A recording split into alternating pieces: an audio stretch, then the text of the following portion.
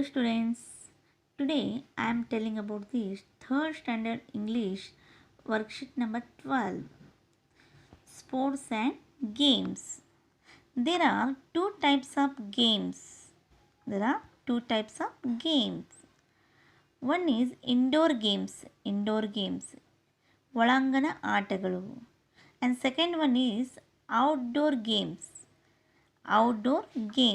ಹೊರಾಂಗಣ ಆಟಗಳು.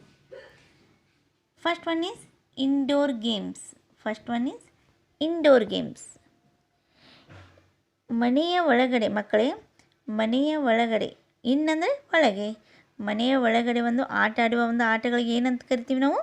Indoor games, ಒಳಾಂಗಣ ಆಟಗಳು.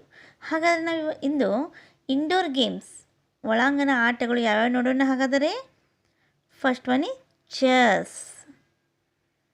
chess, carom, ludo,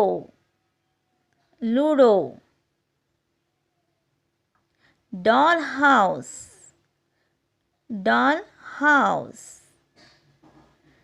table tennis,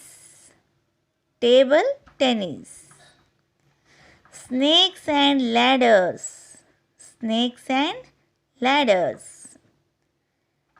play cards. These are indoor games. ಇವೆಲ್ಲಗಳಿಗೆ ಏನಂತ ಕರಿತೀವಿ ನಾವು? ಈ ಎಲ್ಲ ಆಟಗಳನ್ನು ನೋಡಿದ್ರಲ್ಲ ಮಕ್ಕಳೇ, ಯಾವ್ಯಾವ ಒಳಾಂಗಣ ಆಟಗಳು ಯಾವ್ಯಾವ ಅಂತ ನೋಡಿದ್ರಲ್ಲ. ಈ ಒಂದು ಒಳಾಂಗಣ ಆಟಗಳನ್ನೆಲ್ಲರೂ ಕೇಳಿದ್ರಲ್ಲ. ಹಾಗಾದರೆ ಇನ್ನು ಮುಂದಿನ ನೋಡ್ರಿ, second one is outdoor games, ಹೊರಾಂಗಣ ಆಟಗಳು. ಹೊರಾಂಗಣ ಆಟಗಳಂದರೆ ಏನು ಮಕ್ಕಳೇ? ಔಟ್ಡೋರ್ ಗೇಮ್ಸ್, ಔಟ್ ಅಂದರೆ ಹೊರಗೆ. ಹಾಗಾದರೆ ಮನೆಯ ಹೊರಗಡೆ ಆಟ ಆಡುವ ಒಂದು ಆಟಗಳಿಗೆ ಏನಂತೀವಿ ನಾವು?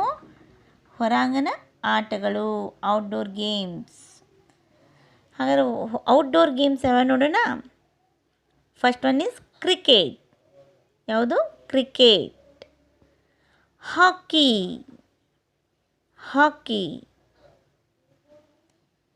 Football, tennis, badminton, skating, swimming, musical chair, volleyball,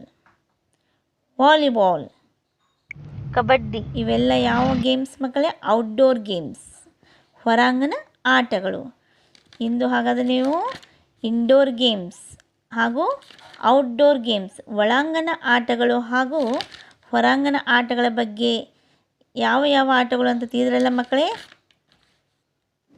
ಹಾಗಾದರೆ ಈಗ ಗೇಮ್ಸ್ ಆ್ಯಂಡ್ ಸ್ಪೋರ್ಟ್ಸ್, ನೀವು ಆಟ ಆಡೋದು ಏನೇನು ಮಹತ್ವ ನೋಡ್ರಿ. ಆಟ ಆಡೋದು, importance of games and sports. Our body is like a machine. A machine cannot work without oiling. In the same way, our body cannot work properly without exercise. Games and sports. Our body cannot work properly without exercise, games and sports. They gives us energy. The importance of games and sports in our life is very great. The games makes us active and healthy, and health is true wealth, and improve communication. ಹಾಗಾದರೆ ಮಕ್ಕಳು, ಇಂದು ನೀವು ಒಳಾಂಗಣ ಆಟಗಳ ಬಗ್ಗೆ, ಹೊರಾಂಗಣ ಆಟಗಳ ಬಗ್ಗೆ ಎಲ್ಲದರ ಬಗ್ಗೆ ತಿಳ್ಕೊಂಡ್ರಲ್ಲ. ಆಟಗಳ ಬಗ್ಗೆ ಇವುಗಳನ್ನ ಏನು ಮಾಡಬೇಕು? ಈ ವಿಡಿಯೋವನ್ನು ನೀವು ದಿನಾಲು ನೋಡಿ ಏನು ಮಾಡಬೇಕು? ಈ ಒಂದು ಆಟಗಳ ಬಗ್ಗೆ, ಮಹತ್ವದ ಬಗ್ಗೆ ಇವುಗಳನ್ನೆಲ್ಲ ನೀವು ಕೇಳ್ತಾ ಮನೆಯಲ್ಲಿ ಬರಿತಾ, ಅದೇ ರೀತಿಯಾಗಿ ಇವುಗಳನ್ನು ಆಟಗಳ ಬಗ್ಗೆ ಬರೆಯುತ್ತಾ ಪ್ರಾಕ್ಟೀಸ್ ಮಾಡಬೇಕು. ಧನ್ಯವಾದಗಳು.